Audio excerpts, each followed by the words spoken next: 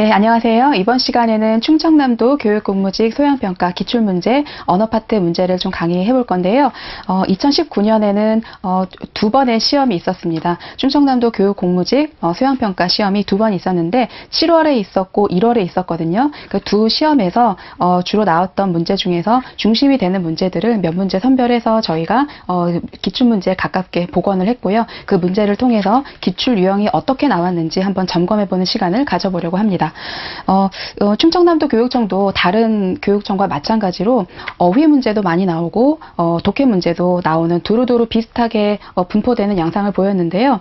어휘 문제에서는 어떤 단어의 의미를 물어보는 문제가 좀 많이 나왔고요. 그리고 독해 문제는 대다수 다른 일반적인 독해 문제와 마찬가지로 글의 주제를 묻는다거나 아니면 일치하는 내용, 세부적인 내용을 찾는 문제들도 나왔고, 글의 문장 순서를 배열하는 배열 문제도 나오고, 일반적으로 나오는 여러 가지 유형들이 복합적으로 출제가 되었습니다. 그래서 소양평가 교재 공부하셨던 그 부분과 마찬가지로 그 챕터마다 있는 그런 중간중간 부분에 있는 그런 세부 유형별로 학습을 하시면 되고요. 그리고 우리는 지금 2019년도에 나왔던 기출문제를 살펴볼 거니까 이런 문제들이 좀 출제되었구나, 어떤 키워드나 그런 세부 유형을 좀 한번 점검해 보시는 의미로 좀 공부해 두시면 좋을 것 같습니다.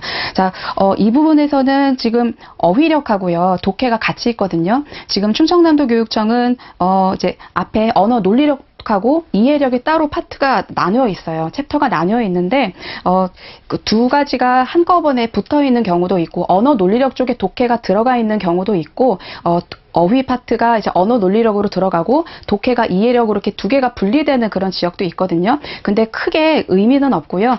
두 가지 다 언어라는 범주에 포함되는 것이기 때문에 어휘도 공부하시고 독해까지 같이 좀 점검을 해보시면 되겠습니다. 자, 그러면 교재에 나와 있는 문제 1번부터 풀이하도록 할게요. 자, 1번 문제 보시면 이제 기본 어휘력 문제가 나옵니다. 기본 어휘력 문제가 나오는데 이 부분에서는 이제 단어의 쓰임이 바르지 못한 것은 이라고 나와 있는데요.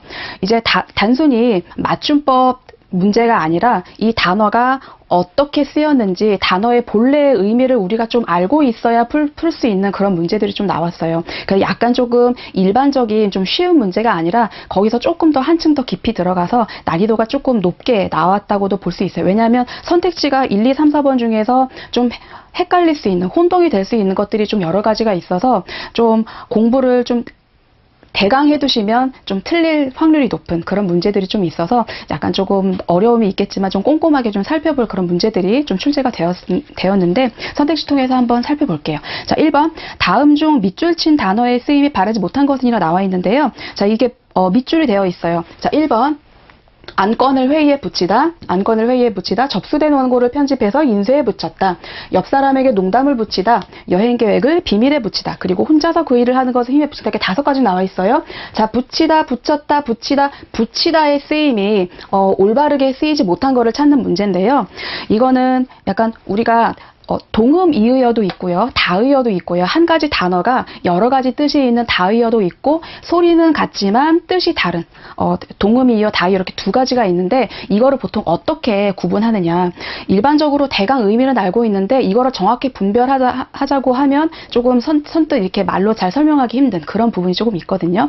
우리가 어휘 문제를 공부할 때는 가장 좋은 방법은 국립국어원 있는 그런 표준 대사전을 검색해봐서 거기에 나와 있는 용례 를 우리가 기억을 해두면서 단어를 공부하시는 것이 가장 좋은 방법인데요. 우리는 지금 제한된 시간 안에 많은 양의 어휘를 또 학습을 해야 하고 시간이 굉장히 많이 주어진 것은 아니잖아요. 그래서 제한된 시간에 어휘를 좀 그래도 주어진 시간 안에 최대한 많이 공부를 하셔야 되는데, 사실상 단어 공부하는 게 조금 시간을 또 많이 투자해야 되고 좀 어려움이 있긴 합니다만, 그래도 가장 좋은 방법은 평상시에 비단 지금 준비하시는 시험에 우리는 그 목전에 두고서 그걸 공부를 하고 있는 것이지만 이후 혹시 또 다른 시험에, 비슷한 시험에 또 응시를 하실 수도 있고요. 비슷한 과목을 또 공부하실 또 그런 기회가 또 있을 수 있으니까 어휘 공부를 하실 때는 용례를 통해서 좀 학습을 해두시는 것이 하는 것이 가장 좋은 방법이라는 거를 좀 말씀을 드리고 시작을 할게요.